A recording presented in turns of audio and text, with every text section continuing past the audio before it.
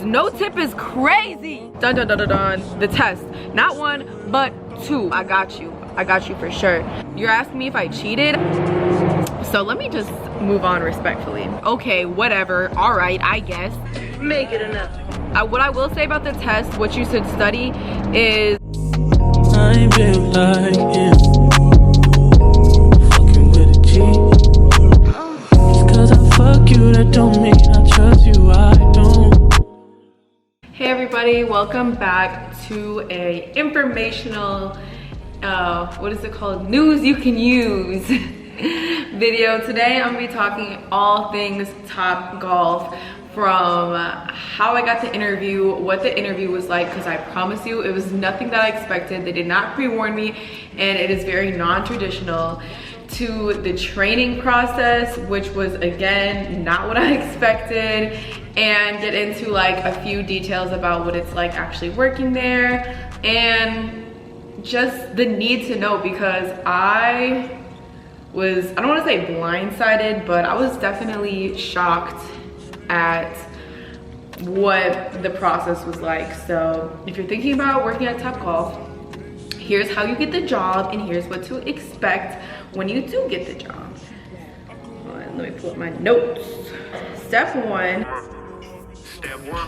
So the step 1 is I applied online. Once I applied online, literally within a day or two, I got a text, and the text asked me like, do you want to come in? Actually, let me pull up the text. So okay, don't mind the change in background, but hopefully it's not loud and you guys can hear me.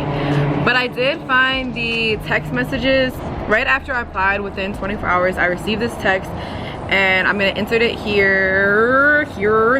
But it basically says, what position are you interested in, full-time or part-time, what are your pay expectations, are you 18, and have you worked for Top Golf before?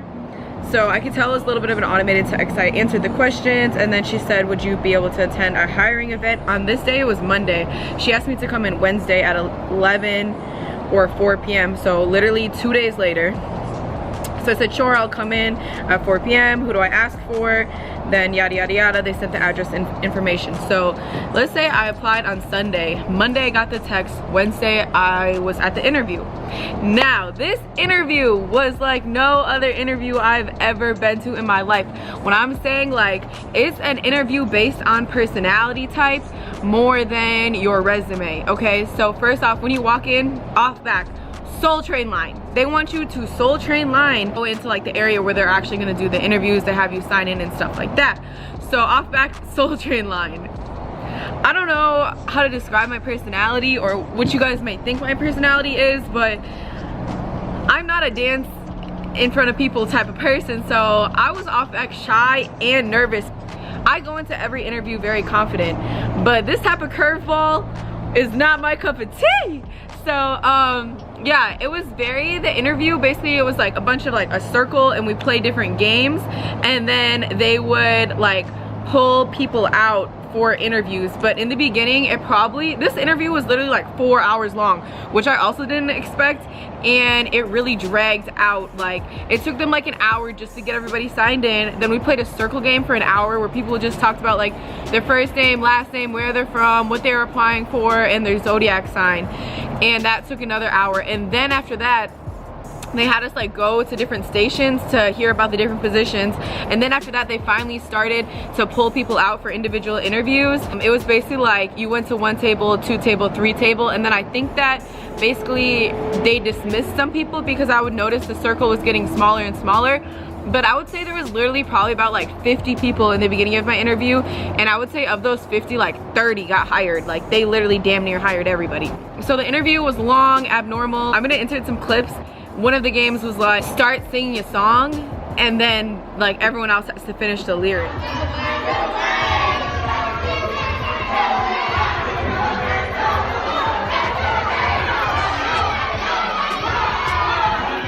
Or name your sign and the sign that you hate the most. You know, the best sign or the worst sign, like things like that. So it was very like, I don't know, I liked it and disliked it at the same time, but it definitely set the standard of what like the job and the work environment was gonna be like. So Move forward, they called me the same day after the interview and told me I got hired and set me for training, like for starting like that week basically, or that weekend. Within a few days I was starting training.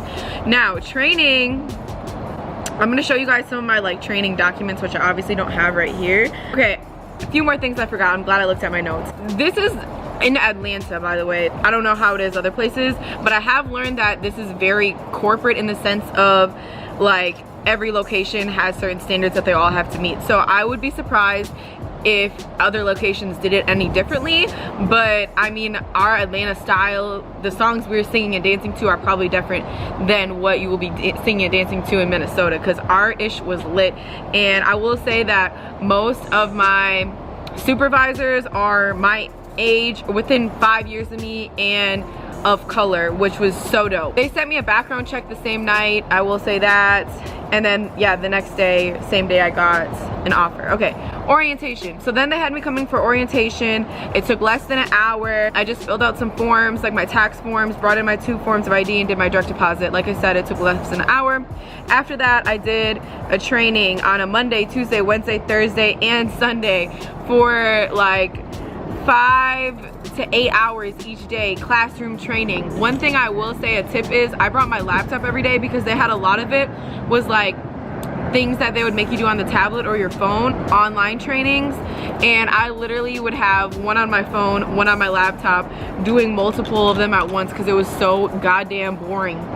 So boring. Oh my, I really could have did without it. And on top of that, they're paying you $7.25 an hour, so you're literally damn near doing 40 hours of training, being paid $7.25 an hour, making literally nothing. And since I'm talking about pay, let me just go ahead and start and let y'all know that they only pay $2 an hour, which, okay, whatever, all right, I guess, you know.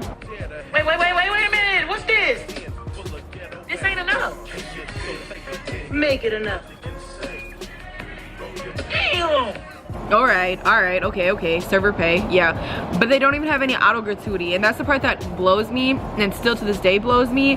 And I really learned my lesson that I will never again as a server work without auto gratuity, because especially in the Top Golf atmosphere, because, and I'm gonna go on a tangent right now, because literally I feel like it's messed up, especially in Top Golf, that they do that, because I don't feel like it's weird. It makes the employees have to act a weird way towards the customers. Like, you want your customers to come in and enjoy their time.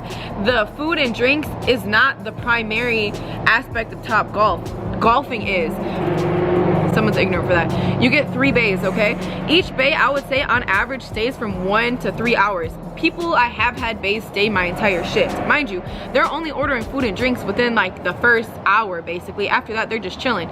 So you have people chilling and taking up your bays, and you're not getting paid anything for that. You're just getting the tip at the end, which, unless they really run up a tab, your tip is probably like $10, $15 if you're lucky.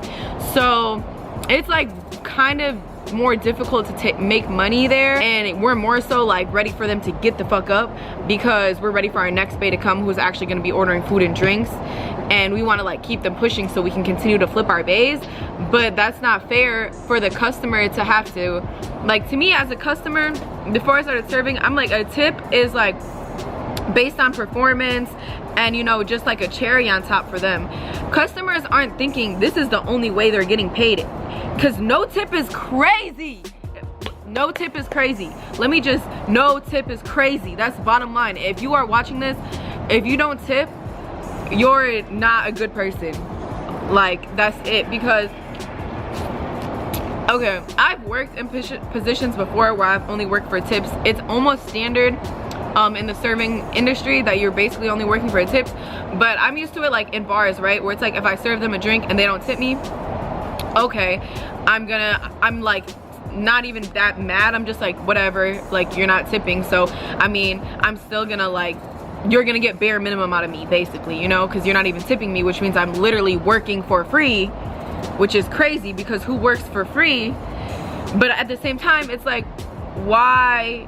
It's just the whole no auto gratuity, not even being paid shit hourly thing is outrageous, and it needs to stop. I've been on this tangent for a while, but in Top Golf, it's like, let's say your bay sits for 2 hours, and there's a lot of like platinum members that come in, so they play for free, and they come in so much they really just come to golf. So they'll sit there for like 3-4 hours and not order anything but a water and not tip you, and it's like, you literally just wasted my time. But the building made all the money. It's just a crazy dynamic, and like, I don't feel like we should, especially our platinum members, be looking at them like, we don't want to take their bays because we know we're not about to make no money. Like, we should at least get something off of the playtime, like $5 an hour even would be something. Like, it's really just crazy. So let me just move on respectfully. And I am gonna talk about how much I get paid and how much I've been making and things like that. Back to the training. So you do your in-class training, right? It's pretty lit. Like, the trainers are lit. Like, we're listening to Beyonce. They put candy on the table. Like, they do as good as they can to make it less painful, but it's by the book. Like, you can tell they have to do it. That's why I say, like, they're corporate in that sense that everybody has to go through this. Now, the next step is your shadow shifts. So you have to do 4 shadow shifts, okay? I even try to ask them, like, look, I've been a server for a minute. Can I please not do 4? And they're like, you have to. Again, by the book. So I fucked around and just did 2 doubles to get my 4 shifts over. So after that, I was able to finally pick up shifts. Those shadow shifts, everybody knows in the serving industry, it sucks. You're not making no money and you're doing all the work. Shadow shifts are just, you just follow them around, or you might have someone cool where they let you do everything, but either way, you're not making any money and you're basically working for that $7 an hour again. So get those done as fast as possible. Now, after this comes the test. Not 1, but 2. Now, as I'm shadowing, like, basically the test is everything that we learned in training, and everyone's making it seem like it's really hard. So there's 2 tests. There's a written test, and then there's what they call manager weight, which is basically like the managers are the customers, and you go through a whole assimilation from greeting them to ordering their food comes out, closing out their check, everything, and the manager may be like, oh, I'm lactose, or oh, I don't eat this, or what's in this, you know, type deal. But yo, I studied, so I made a Quizlet, and then I took the what's it called? The thing you say you drink on? I took the coasters, and I made flashcards of all the drinks. So I really studied pretty hard. Like, nothing crazy, but I definitely put a good 4 hours into studying. So when I took the test, like, I was pretty confident. It was nothing that I didn't know. It was a couple questions I was unsure of or feel like I got half right. And the thing is, they don't grade like, oh, percentage or nothing. It's basically like a pass fail type grade, and they combine it with your manager weight. So it's like you either pass or fail, like based on how they feel you did. It's not like a strict you have to get this many answers right. What I will say about the test, what you should study is know at least 3 of the drinks, the originals, everything in them. My mistake was I studied all the drinks, like 20 different drinks, so I like halfway knew all of them instead of knowing any of them 100%. So definitely do that. What I will say about the test, what you should study is know how many common things, know some gluten-free options, dairy-free options, how to upsell, basic things like what the different light colors. That's all the tea I'm gonna spill on that test. Okay, y'all, I just took my exam and my manager weight, and your girl passed on the first time. Did the impossible, did what they say nobody could do. I did it, but not without struggle. So let me get into a little bit of detail of how it went. So the exam, literally when I finished, they were like, oh, did someone give you all the answers? And I'm like, what? They're like, did someone tell you all the answers? I'm like, no, I literally studied, y'all. I made a Quizlet, and I like put all the drinks on these things, and I was like studying them while I was like doing my shadow shifts. So the exam really, I would say, is like not difficult. It's not like particularly easy, but it's like a 6.5 to 7, probably 6.5. I wouldn't even say a 7 out of 10 difficulty. It's not that difficult. Just know your shit. And then the manager weight, like my computer crashed, my tablet crashed in the middle of it, and so like the food that I had sent didn't actually send, so like only half their food came up.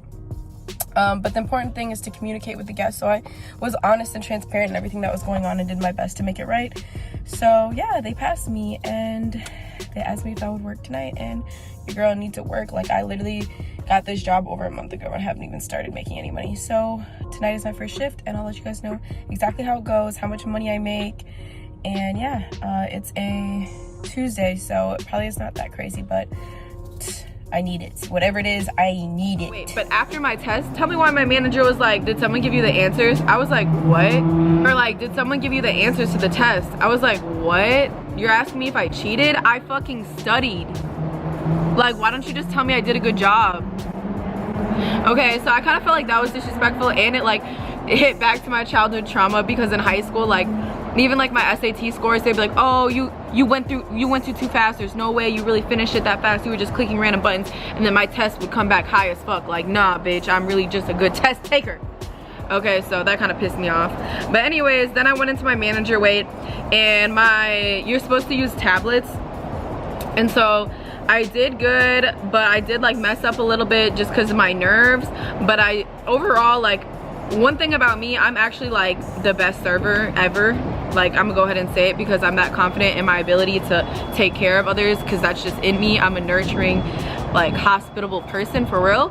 So I treat every guest as they're a guest in my own home, basically. And that's why I'm called that Airbnb too. Like, it's just like, I love serving. So anyways, like, I did have some like hiccups in mine where, like, at first my manager ordered a drink and I forgot to ID him, but I had already walked to the computer, so I played it off like I made sure to grab something like napkins and came back like, oh, I just need to see your ID, like, you know, my tablet wasn't working, oh, I'm sorry, the food didn't get put in on time, I'm gonna go ahead and add some extra game time for you. Like, I think it's just important to communicate. Oh, I'm sorry, never lie, just be like, oh, I'm sorry, I'm not sure, let me go find out for you, things like that. So yeah, that's the manager weight. If you guys have questions on the test or the manager weight or anything, comment below. I got you for sure. Okay, now I'm gonna get into actually working there, or we're at 14 minutes. I'm gonna make another video. Part 2 is gonna be how much I actually make when I'm working there, what it's like working there, the pros and the cons, because I'm over here 1 foot out the door, 1 foot in type shit. So thanks for coming to my TED Talks. Make sure you guys check out my other videos on Airbnb, how to find a serving job, how to get hired, other regular interviews, how to make your resume, all of that in a playlist, business vlogs. I love you guys. Follow me on Instagram. Subscribe, because we almost there. By the end of the year, we in there. Yeah, and drop below any questions you have that you want me to put in part 2, because part 2 is about to be juicy. Part 2 is really about to be the tea. This was just the opener, but I'm really about to get into the tea in part 2, so make sure you guys check that out. Peace and blessings. But y'all gotta see my pool though. Like, this is like the cute sitting area. Look at the cabanas. How cute. This is my pool area. Okay, a little shower action. I'd probably be dead if I was basic. Would you still give me head if I had patience?